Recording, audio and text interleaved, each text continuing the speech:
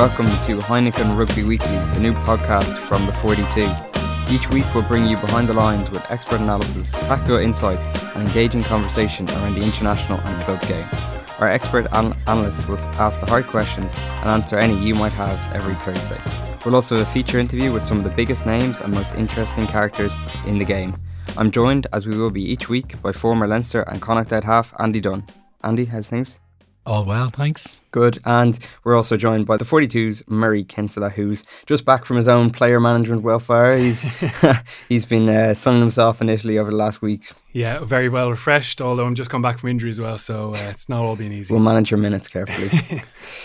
Anyway, we'll crack on because we've got a packed show. If you want to get more from the game, join Heineken Rugby Club, whose members enjoy exclusive rewards like match tickets and more. Visit heinekenrugbyclub.com. Right, just to quickly run through how we're going to work things each week, because it's going to be fairly hard-hitting, intense, and hopefully we can give you some engaging content over the course of the next hour or so. We're going to break it down into kind of three main topics each week, but we're going to start with a few talking points, Murray. The first one, kind of fresh off the news, Dominic Robertson-McCoy yesterday was handed a 6-week ban for his stamp, his fairly brutal stamp on Josh van der Fleer in the Interpro over the weekend. Yeah, very ugly scene, to be honest. So I think everyone was expecting more than 6 weeks. So essentially came in at the high end on a 12-week ban, but you have 50% nowadays pretty much guaranteed to be chopped off if you're pretty sound in the disciplinary hearing.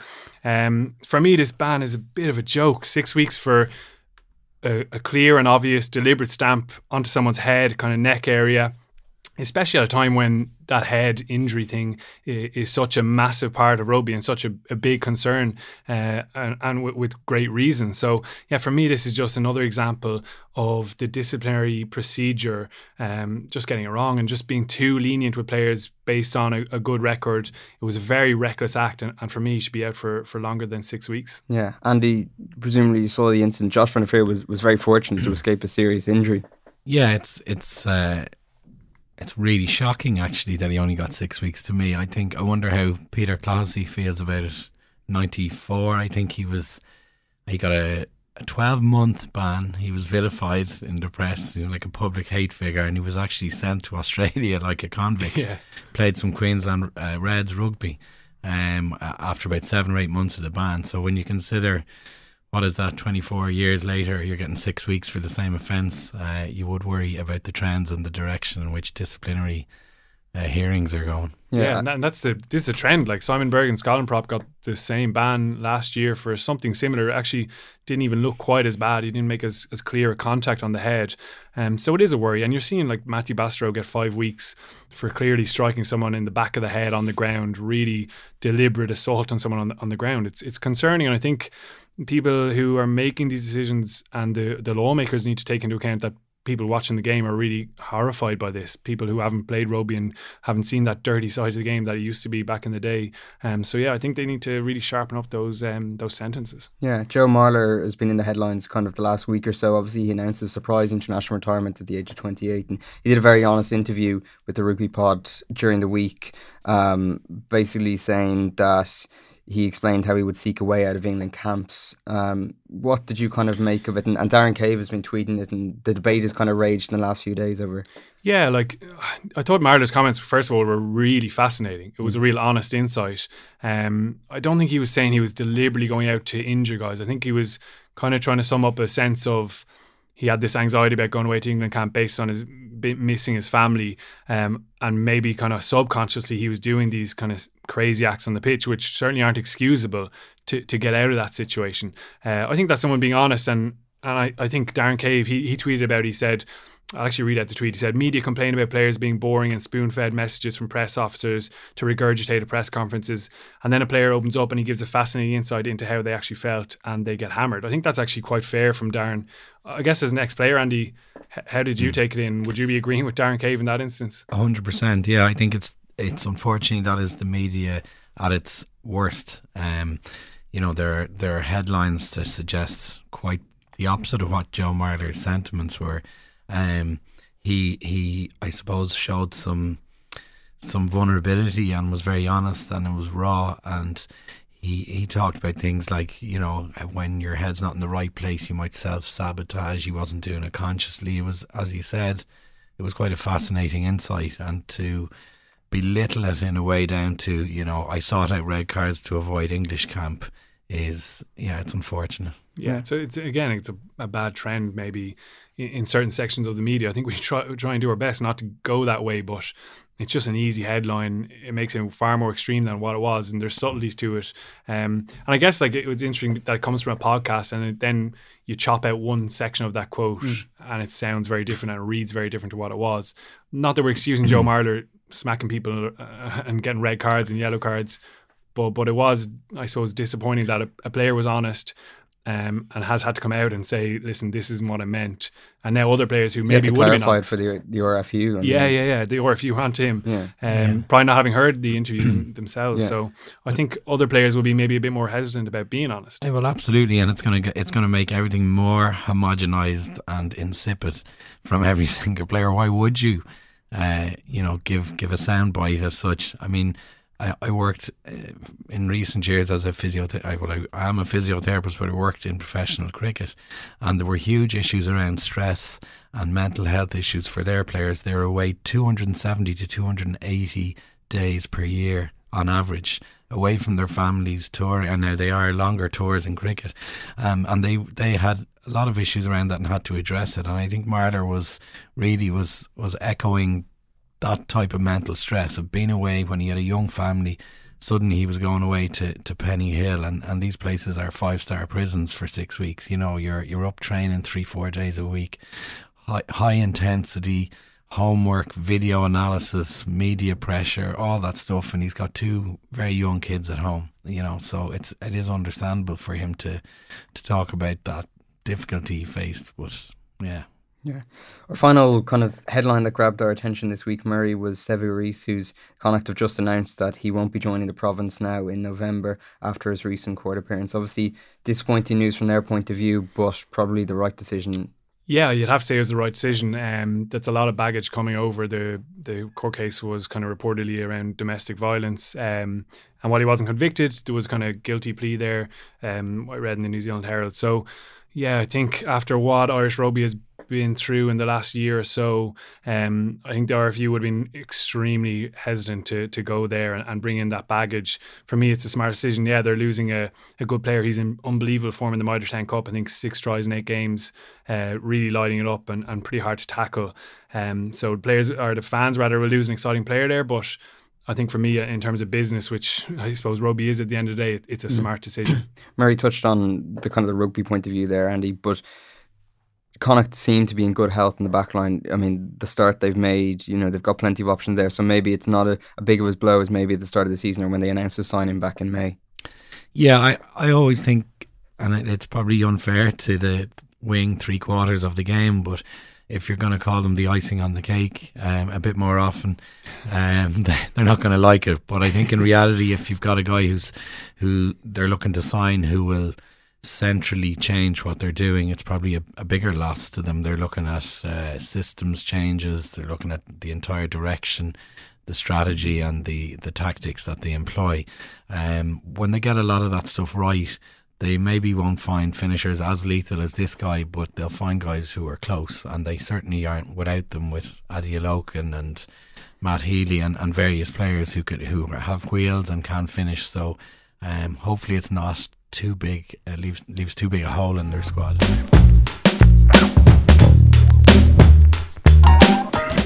Welcome back to Heineken Rugby Weekly with the 42. Remember, if you want to get more from the game, join Heineken Rugby Club, whose members enjoy exclusive rewards like match tickets and more. Visit HeinekenRugbyClub.com. Now, Murray, we're going to get into the teeth of our first kind of big question of the week, and I suppose it's a big few weeks. I think this season's kind of been ramped up a couple of notches each week as it's gone on. Started the Interpros last week, Munster against Leinster on Saturday, leading into the European competitions. Conor Murray is still obviously out for Munster. Albie Mathewson came in for his debut last week, was very impressive by all accounts against Ulster. The question we kind of want to ask is, can Munster survive these big weeks without Conor Murray and a player of his stature who has such a controlling effect and an influence on that team? Yeah, well, I suppose the first place you look is his direct replacement. Albie Mathewson was brought in for these big games. Conor Murray ruled out indefinitely. I suppose still at the moment we don't have clarity on that, but it looks like he's going to miss these next couple of weeks and maybe a little bit longer. So I think this decision to sign Mathewson was actually criticised quite a bit. I saw a lot of fans kind of frustrated by it, saying Munster have nines. But for me, looking at it from Van Graan's point of view, he had to get someone in there with experience, with consistent quality across his passing, his kicking, having played in big games like this, because the other guys, Duncan Williams, James Hart, even Neil Cronin, and two of them are injured now, hadn't really played in those games. Mathewson has played for the All Blacks 5 times. He's played Super Rugby. He's played Champions Cup with Toulon last season. So he's got proven quality. And I think we saw that, having not played since May, he actually was really impressive against Ulster. His passing was real crisp. I think the Opta stats were he had 54 passes and only one of them was negative, slightly off target. So we saw real quality there. We saw his energy as well, a really kind of aggressive mindset. There was one moment early on, he passes off a scrum, kind of continues his line-up field, and he bumps John Cooney with his shoulder off the ball. Just a kind of dominant act. One of the kicks then ricochets off Scannell, and he's first on it. He nudges ahead, gets to the ball with Peter O'Mahony, and affects a turnover. Not really scrum half kind of traits, but he brought that all day. His kick chase is brilliant. That NFL throw was just incredible as well. I think you were saying he's a big NFL fan. Yeah.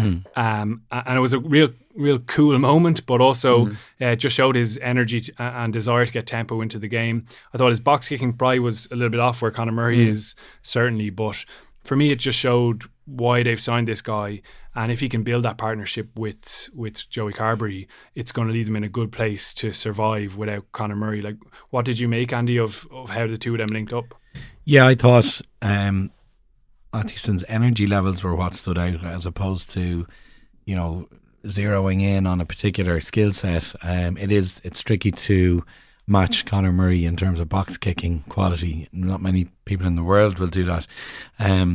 I might argue with you saying that, they're not typically scrum half traits to be annoying and niggly, and I beg to differ. I think most scrum halves I've ever met are annoying and niggly and punchy and energetic and mouthy. He's ultimately, I think it's a good pragmatic decision by Van Graan, given that they've shipped 40 points 1 week ago. That quite an erratic start to the year, and I think what he probably needs is an element of trust in his decision makers.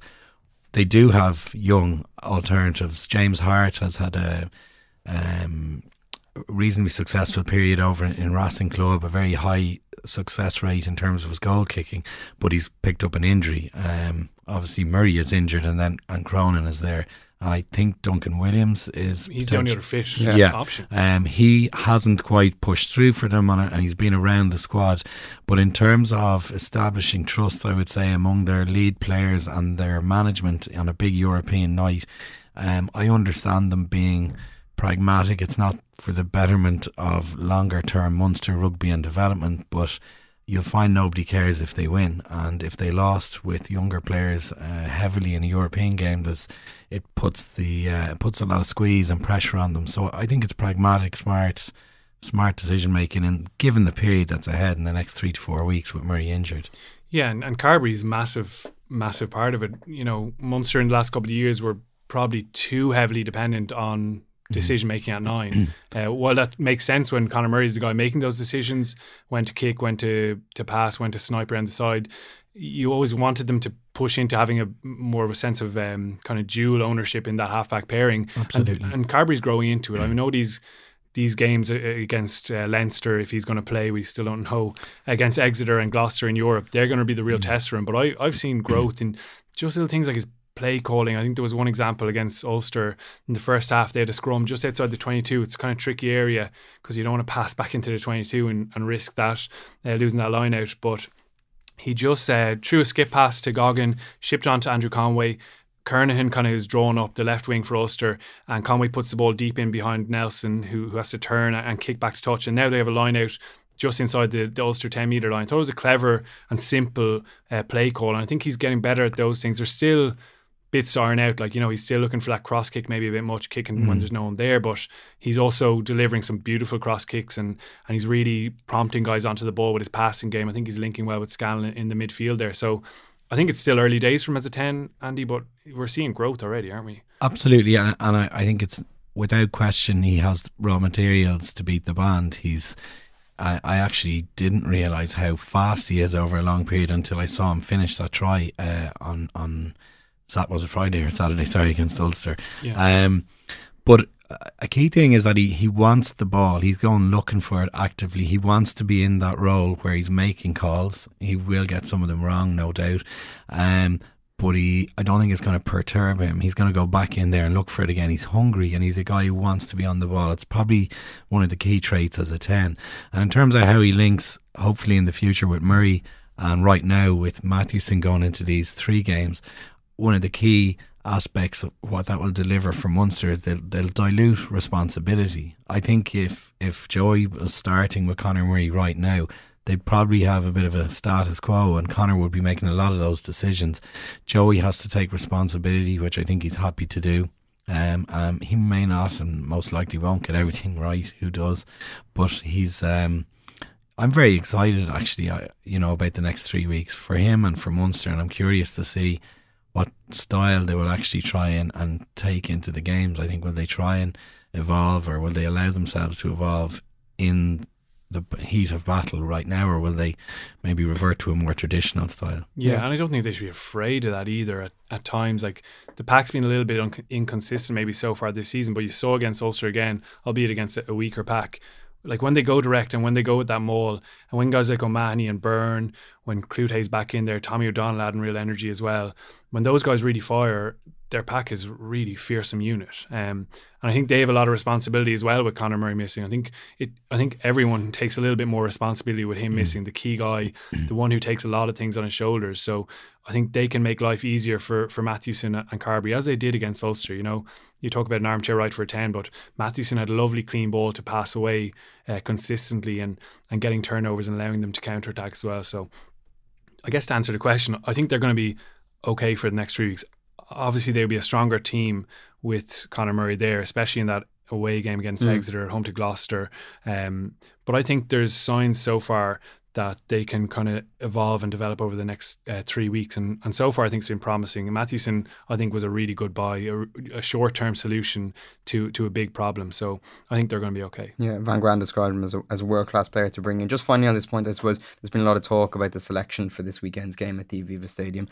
If you're Johan Van Graan looking ahead to those Heineken Champions Cup games, as we mentioned, do you go with that halfback pairing again of Mathewson and Murray to give them another 50, 60 minutes just to sharpen those combinations before that real test at Sandy Park? Yeah, I think ideally you would, because they've only had 50 minutes together. I think Carberry looks like he's really enjoying playing a lot of games back to back and getting better with each one. I guess you'd know better than anyone, Andy, though, what it's like to gel with a new 9 and try and bring that partnership together. I'd give them 80 minutes. I don't see why they have to come off with 20 to go. I'd be shocked if they're not already shoe-ins for their starting 9 and 10 come Europe.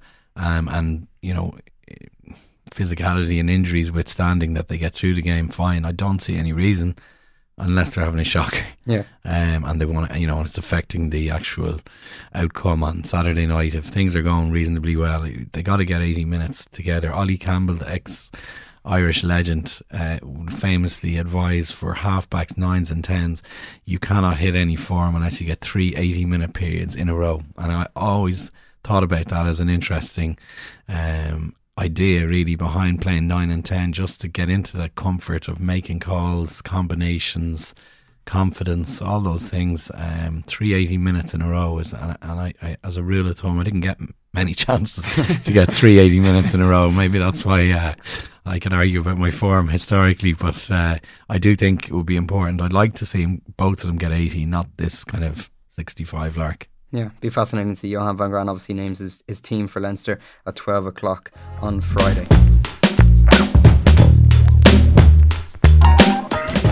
You're listening to Heineken Rugby Weekly with the 42. Remember, if you want to get more from the game, join Heineken Rugby Club, whose members enjoy exclusive rewards like match tickets and more. Visit heinekenrugby.com. Murray, we briefly touched on Connacht earlier in the show. Obviously went down to that defeat to a very strong Leinster side in Galway last weekend. Andy Friend, post-match, who has been very good with the media. We talked about honesty in the media at the top of the show, but he's very good with media. He kind of said that now his team knows the yardstick of what makes a champion side. What did you kind of make of Connacht's performance maybe, and maybe their start under Andy Friend? They've really impressed me. I thought they played really well in that game. I don't think the scoreline really told the story of it. I thought their defence was absolutely superb.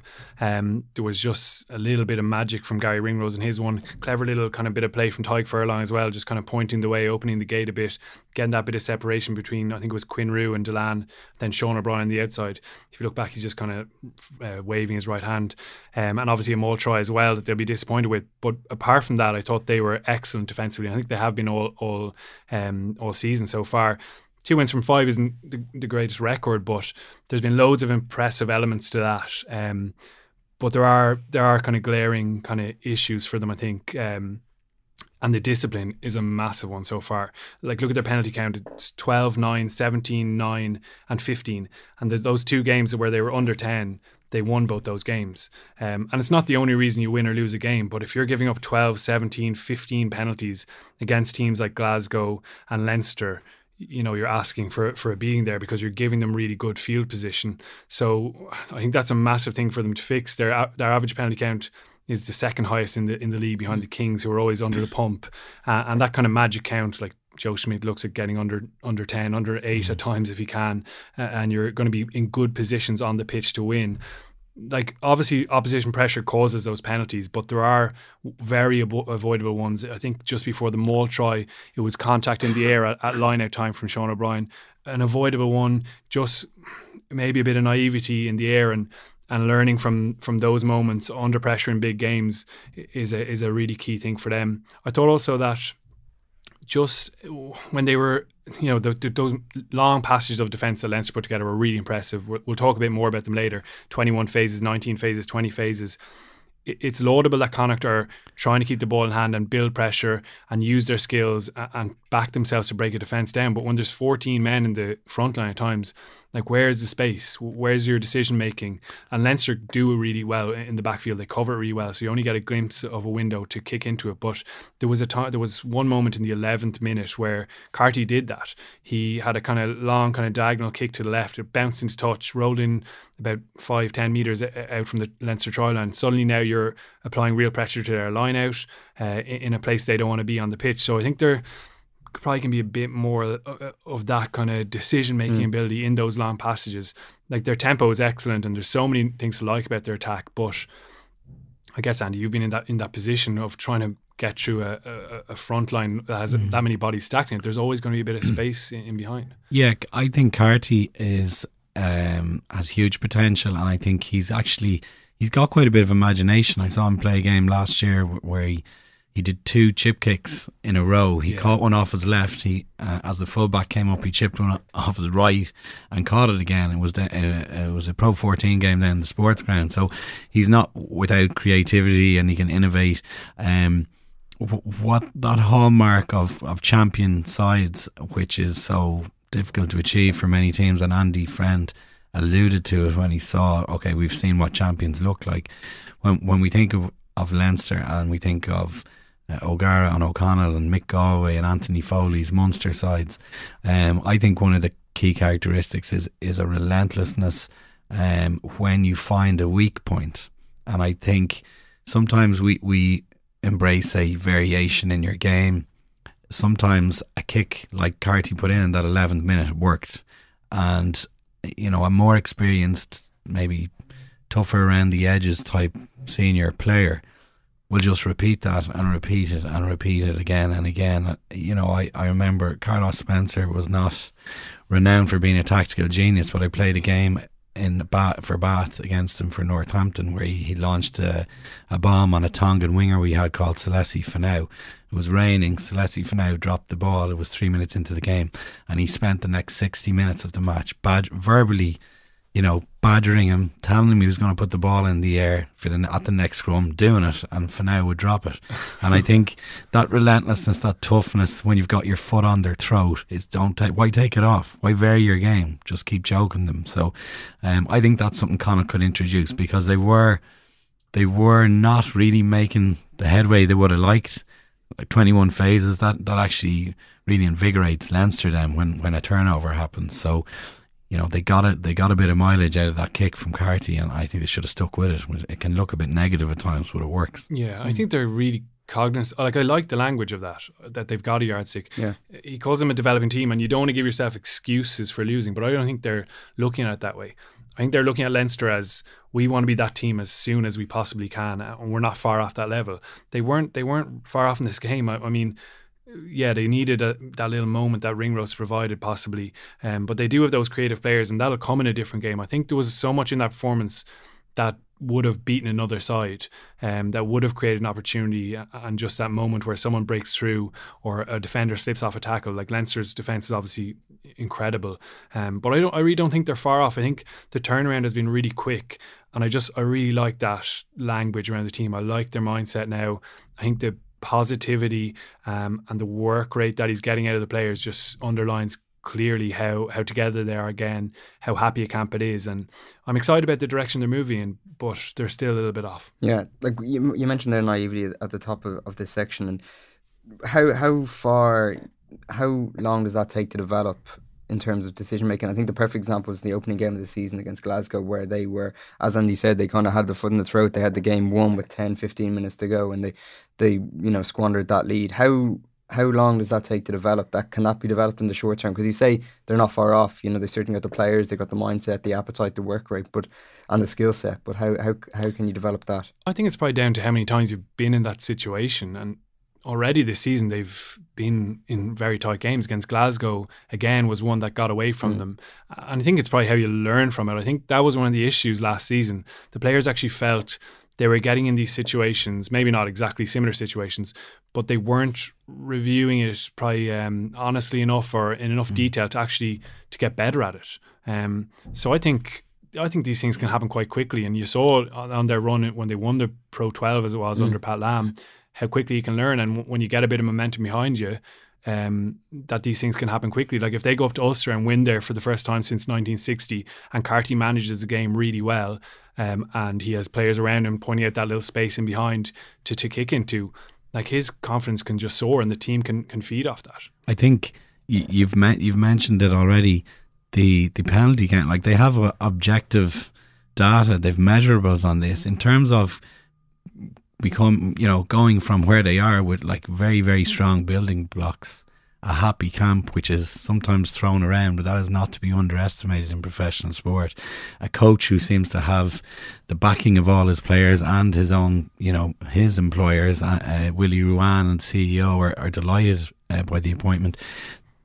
They actually are going so well in the right direction.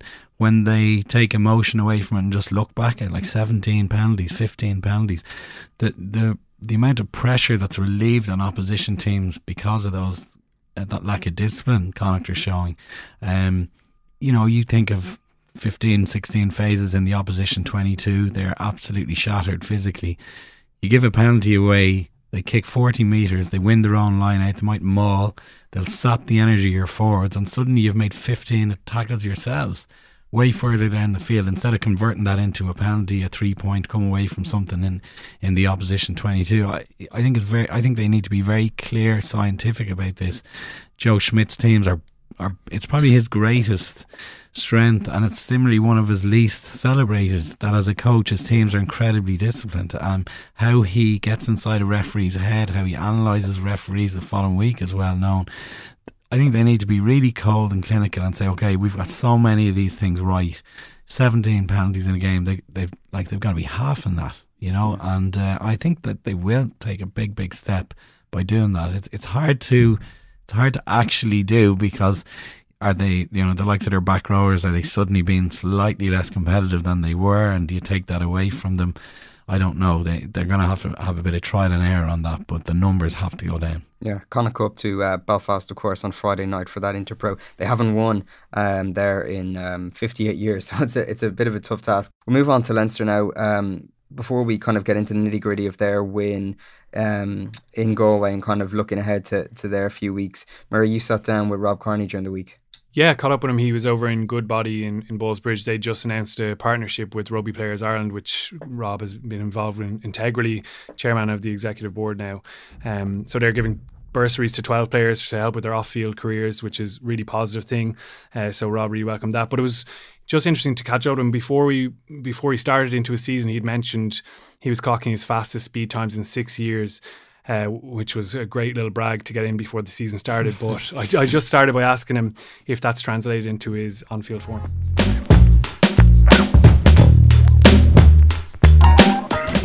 Yeah, happy enough. I suppose came back week 3, played 80 minutes, took a week off, played another 80 minutes.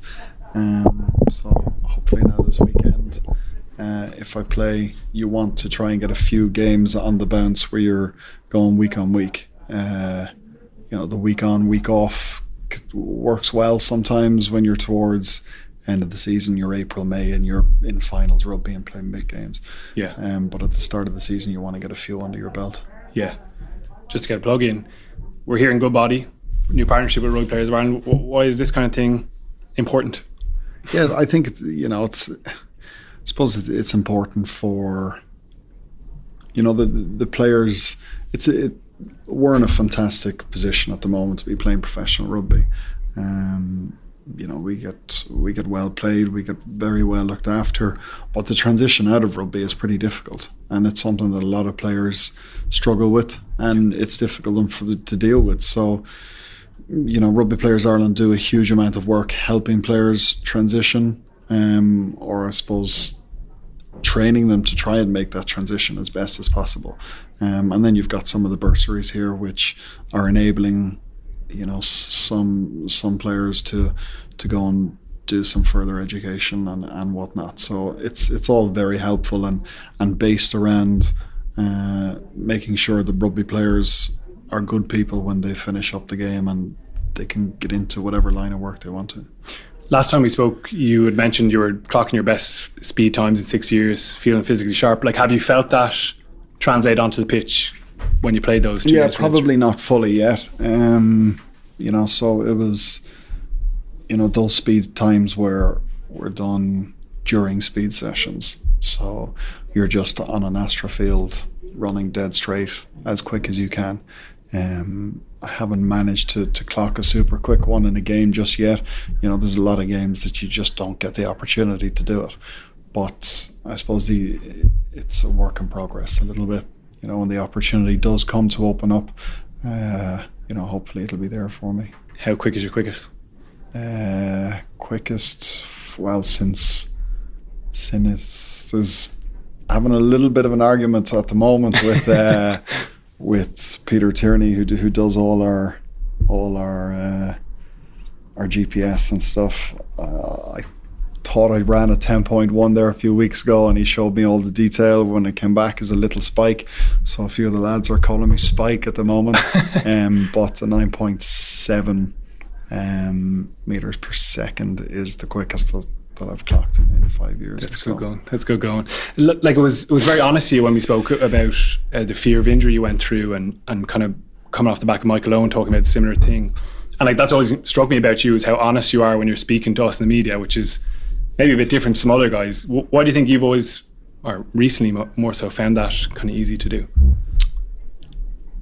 I don't know. I suppose I don't do a huge amount of media. And I think sometimes it's quite easy to read through people who aren't been overly honest. And I think the reader appreciates honesty. When, I'm a massive sports lover, and when I read interviews with other sports people, I think, you appreciate when they are honest. And there's there's something that I think that you just like. There's an air of, makes them a little bit more amicable, maybe. Yeah. Yeah, I can understand that. I'll do the book for you when you're ready. But it was fascinating insight and something that you don't hear a lot of players say. Like you mentioned now that you're loving rugby again, and obviously winning that helps a lot with that. Like, how bad did it get? You said 2 years ago you probably fell out of love with the game. How bad did it get? How were you thinking about matches and training at that time? Yeah, I think the toughest part was the Monday to Friday, the training. So I wasn't training. So I was working away hard in the gym. But when we got out in the field, I wasn't training particularly hard because I was afraid of getting hurt. So I was saving myself for the Saturday. And people will know if you're not putting a good block of training during the week, it's very difficult to turn up on the weekend and play well. So I was almost trying to keep my powder dry Monday to Friday, just waiting for the weekend to come around. And that was a real, dangerous spot to be in. Yeah, how different is it now? Now it's completely different. I'm going 100% on training. If I play at the weekend, chances are I won't play on a Monday, train on a Monday, and then you go pretty hard Tuesday, Thursday, and then captains run Friday.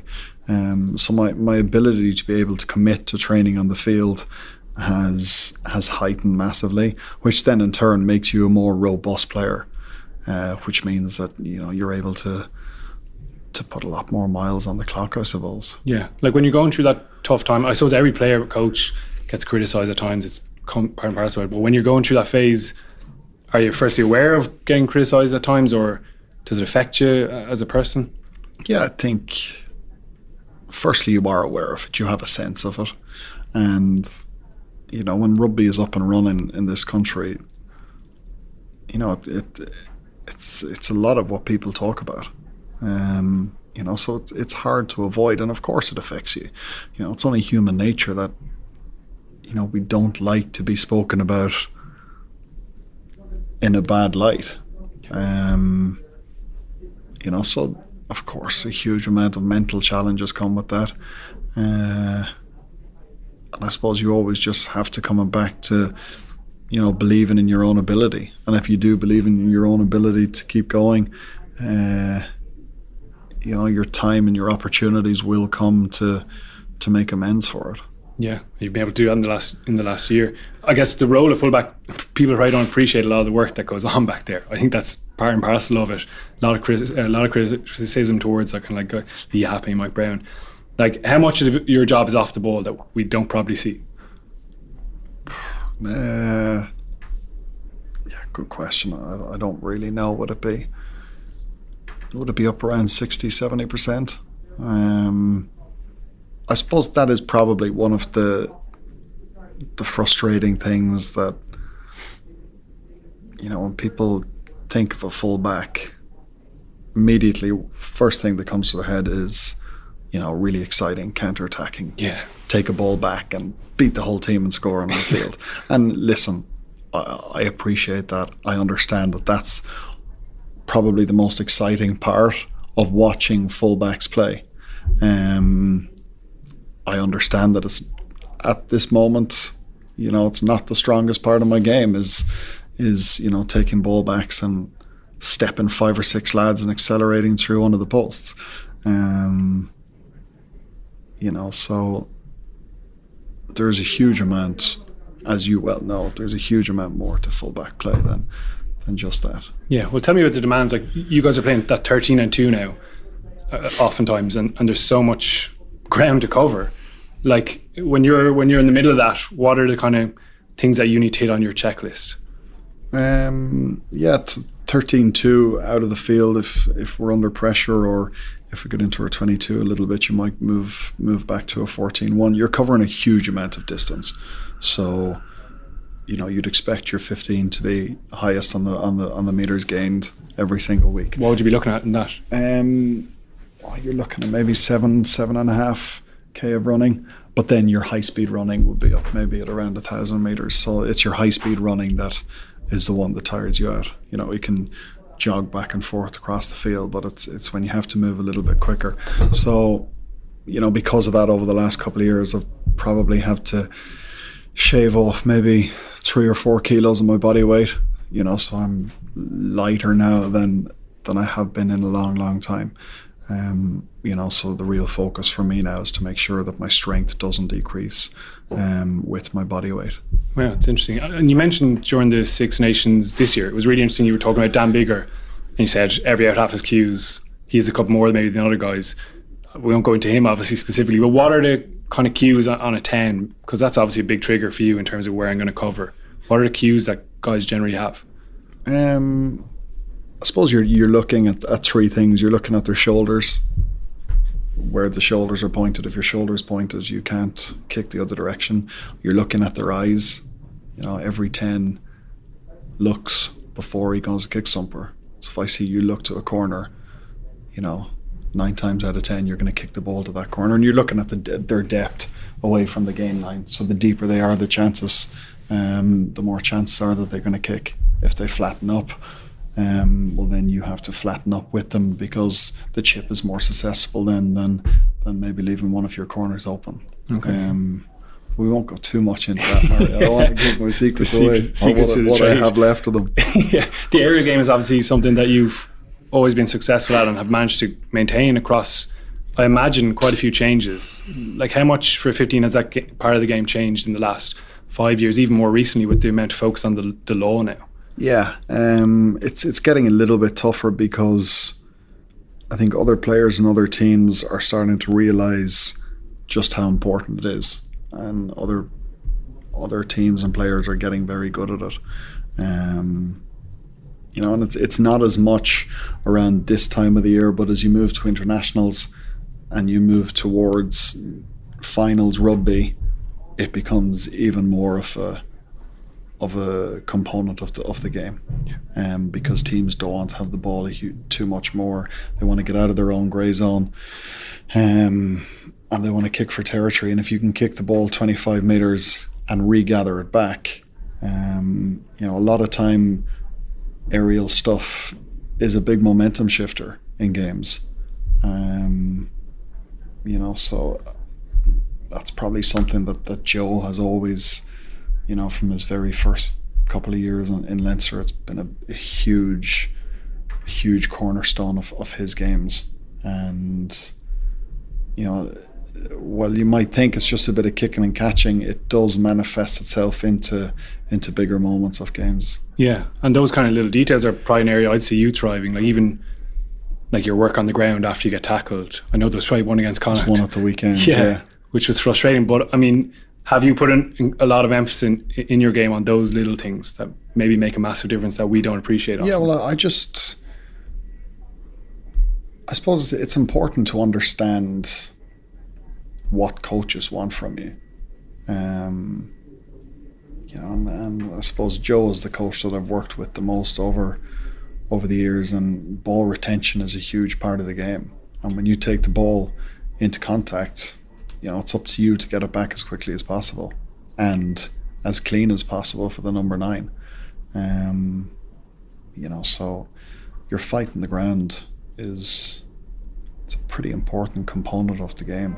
Yeah, everyone else is kind of following suit. You mentioned the attacking side of things, again, pretty honest, like, and maybe a little bit modest, because, you know, against England last year, I think you beat 9 defenders. Even you've had 9 or 8 passes in both games this season so far. Have you put a lot of, I don't know, is it video work? Is there stuff on the training ground to try and improve that? Yeah, training ground, definitely. Distribution is something that this season that I want to improve on. You know, the game is played with a lot more width now, and you're playing out of the back of shapes more. There's more of reliance on having more ball players than just the 10. If you want to play expansively and play with the width, you know, so there's a responsibility on all your backs now to be able to distribute well. And I suppose that's something at the start of my career that wasn't necessarily too high up on my agenda. You didn't, as a 15, you didn't have to distribute a huge amount. You know, and then a few years ago, I suppose Stuart came in, and it was a big area for him that his 15 had to be able to distribute, which is, why he saw Joey as a very good fullback. It suited the type of game that he wanted to do. So, that's probably initially where the pressure came on to improve my distribution skills. Yeah, you speak about the game so kind of fluently. Have you ever thought about coaching after? Is that among your many options? No, I haven't. I suppose it's only in the last maybe 3 or 4 years where I always enjoyed rugby and enjoyed watching it, but it's only recently where I actually enjoy looking at the intricacies of it and studying it a little bit more. Yeah. I've gotten a sports code on my laptop there a few years ago, and will enjoy taking games home and analysing them, but I don't think coaching is something that's on the horizon for me. Okay, just rugby nerdery you've gotten into it. Yeah, new Johnny Sexton. No, different. He has this ability just to watch things once and can understand all the different moving parts. Yeah. Whereas I'd have to go back and watch them a few times before I could figure everything out. Yeah. You can just take a snapshot picture of it, and He'd make a good journalist or analyst. I'd hate to see that article. Yeah. But I guess just to wrap it up, like, you're 32 now, but you seem to be very much in love with the game. You said, how much more do you have left to do in the game? Do you feel like there's a lot there for you still? Yeah, like my body will determine where my mind is at. So 2-3 years ago, I was going through those phases of just getting injured every second week. My body was in a bad place. My mind was in a worse place. Last year, body was great. Mind was great. So I suppose I've learned that, when the body is good, when I'm fit, when I'm robust, I'm playing week in, week out, playing for good teams, winning. What's not to love about it? So touch wood, if this year goes as good as last year did, I'd see no reason why I wouldn't want to keep going for a few more years. Great stuff.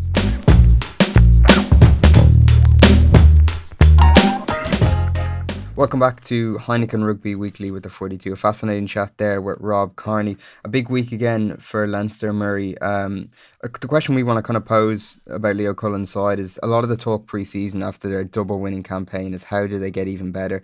Not huge acquisitions in terms of player personnel coming in. Obviously, Felipe Contepomi coming in to replace Gervin Dempsey. So how have you kind of seen their first 5 weeks and where have you seen those slight improvements? Yeah, I think it's really interesting to watch a team after they say something like that following a season where they won the double, were the best in Europe by a good margin, although in the final they were run close by Racing. But I think defence was a massive focus for them. Stuart Lancaster, first day of pre-season, I think everyone's probably heard, brings them in, plays all the tries from last season and kind of sets that out as a clear area for them to improve.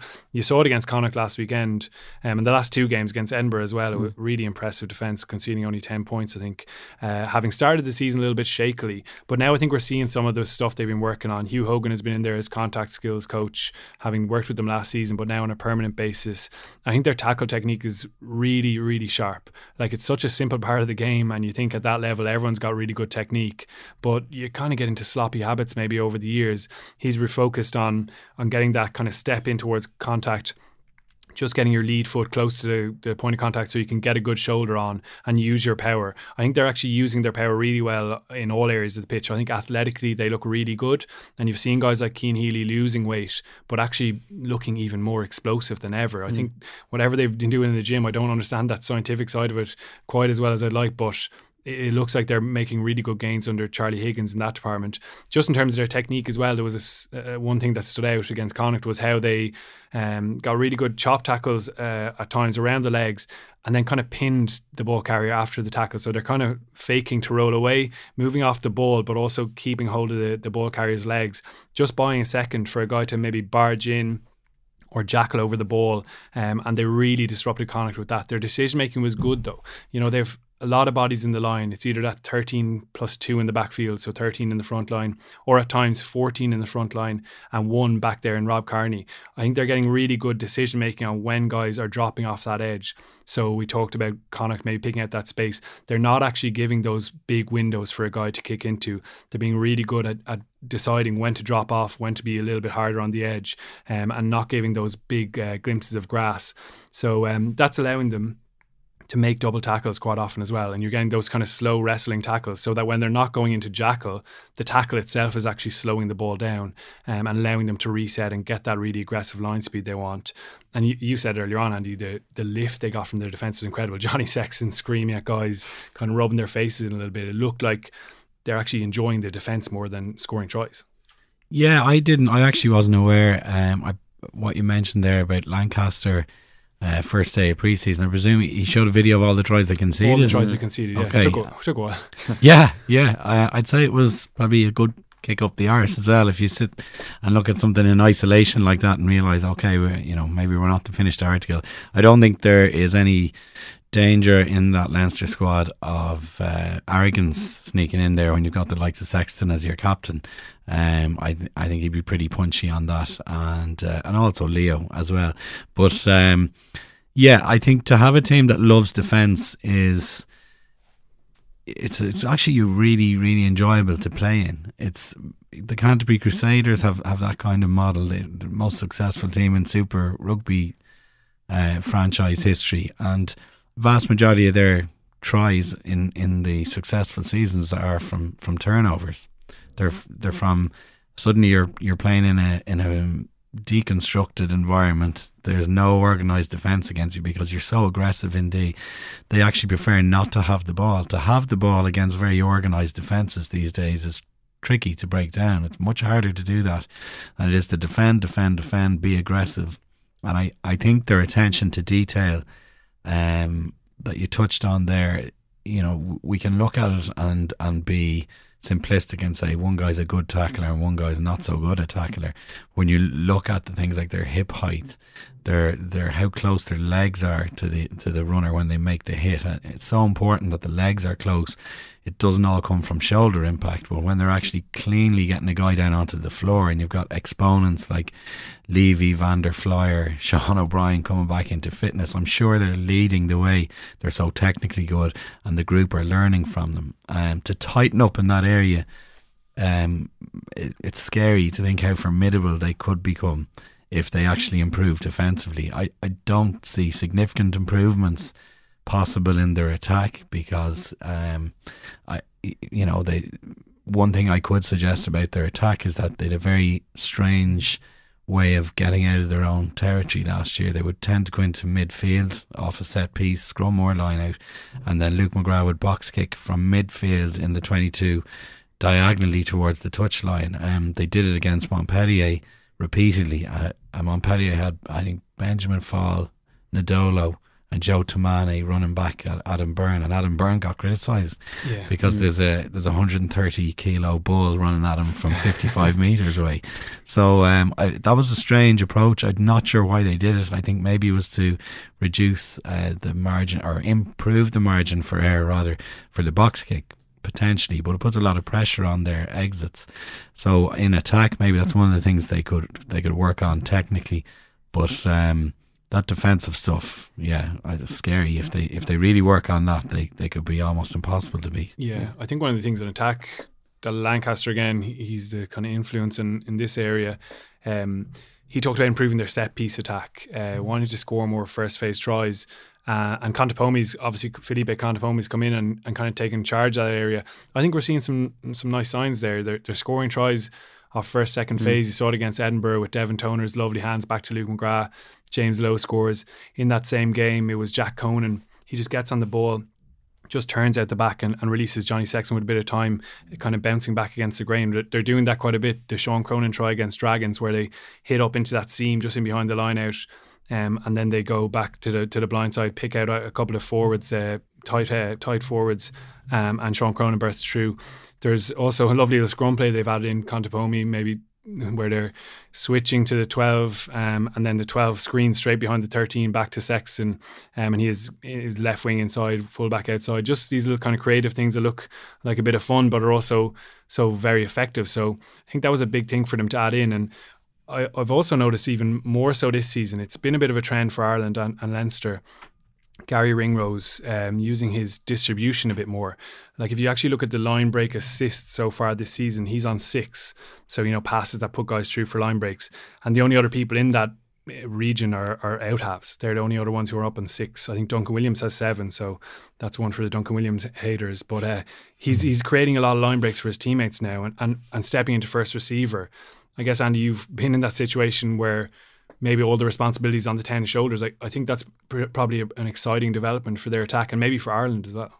I think it's huge, and again, it's a real sign of maturity for Ringrose. It's when you're younger and you come in and you're explosive and you're carefree, to go and seek out responsibility like he's doing. I mentioned Carberry earlier. As young players, to go and seek out that role is it's probably not the most natural thing for guys who want to be further out on the flank and they want to be in a bit more space and see a few channels in front of them that they can exploit. Closer into that ruck, there are no channels, so your distribution is under the spotlight.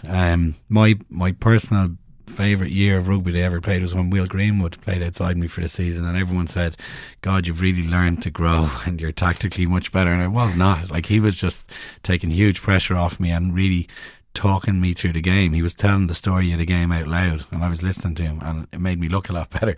So I think Ringrose coming in there is an important development. I wonder, has it been encouraged also because they're a lot thinner at 10 this year. Joey's gone and they've 2 options. They've Johnny, who's not going to play every game. They've Ross Byrne, who has been excellent, but I think also Ross is still a young player too, and they're probably looking to dilute responsibility, want guys to step up to the plate across the back line and say someone's got to step in here and take some pressure off a 10's shoulders. And seeing Ringrose do that for Leinster again is a nice progression and a significant one for Ireland, like you said. Yeah, and we're seeing it in Munster as well. Yeah. Like from the very first game, Scannell and Carberry were linking up nicely. They're using off set piece a lot, just Scannell up. They've used this move quite a lot in the last couple of years, where Scannell is the first receiver, goes out the back of the 13 back to the 10. Just buy him a little time back from that frontline defence to make a decision or use his kind of wider passing game. So it is a bit of a trend across the global game, really, isn't it? That's not just one guy making the decision. I think New Zealand, the All Blacks, deserve a lot of credit for it. When you look at the profile of guys they've picked at 10 in recent years, obviously Barrett, who's electric, Richie Mo'unga, you've Damien McKenzie, and they don't fit the traditional bill of an out half where you've got this, like, everybody's underneath and there's an apex leading up to the 10 who's all powerful and decides everything that you do on the field. These guys are they're moving the point of attack. They're unpredictable. They take it to the line themselves.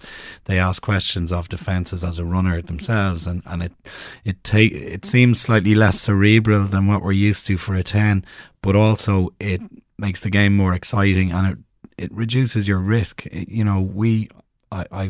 People have criticised me before saying, what have you got against Sexton? I've nothing against him, but that's the way he plays with Ireland, and I do think it slightly compromises us when he's not there, because the guy who steps into the breach is not able to do it as well as Johnny, and it's like being a victim of your own success. What he's brilliant at in his natural game is being dictatorial, and he didn't lose a game he started last season, not one. So there's no criticism there. It's just in going into a World Cup, for example, I know that's a different day's discussion, but if he were to get injured, whereas if Bowden Barrett got injured, Richie Mo'unga, Damien McKenzie, wouldn't change how they actually play as a group. Yeah, it'll be interesting to see, but it's an exciting development for Leinster. I guess it'll be interesting this weekend with Sexton probably not on the pitch and seeing who that other guy is. But yeah, it looks like they're making those little tweaks, defence, attack.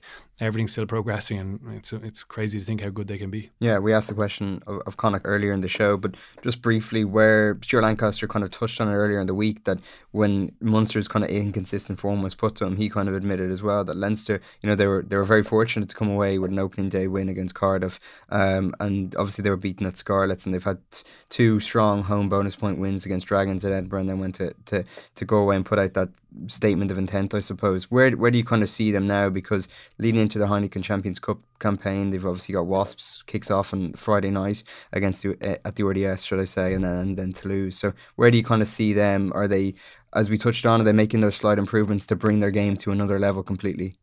Yeah, I think they're in a position to compete for both those trophies again. I think they're going to blow anyone out of the water, but I think by making those small improvements over the next couple of months, it's going to make them contenders again. But they're going to lose players now to internationals in November. That's a challenge. Who's going to be injured, you don't quite know. But I do like the way they're shaping up. And you mentioned that Cardiff Blues game, they found a way to win, and we're talking about Connacht maybe not quite having that just yet.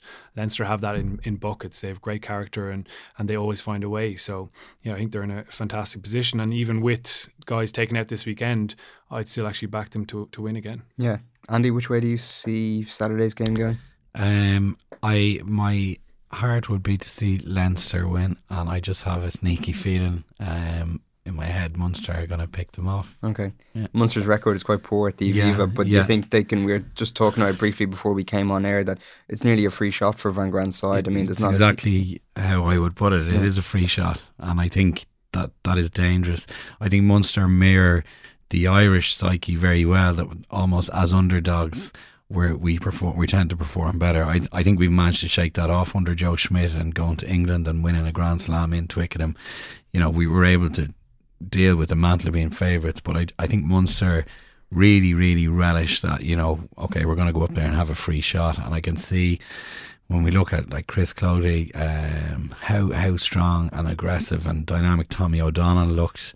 You've Tyg Byrne, you've Peter O'Mahony, you've got a chippy Albie Mathewson looking for something to prove. By God, is Joey Carby going to come in and try and have something to prove? And they've a lot of speed out wide, which probably is a development in their game that they haven't had. I don't think they had the amount of players with the level of footwork and agility and speed out wide for years.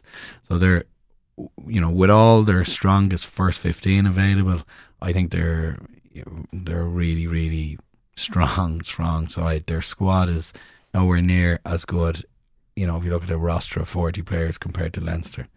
But on a given day, with a free punch at Leinster, I just have a sneaky feeling they could pip them. Yeah, and in Belfast on Friday night, Ulster rebound from their home and hammering, or can you see Connacht going up there and getting a famous result? Yeah, a little like Andy, I can see an away win in this one. I think Connacht have been consistent. I think they have those building blocks in place.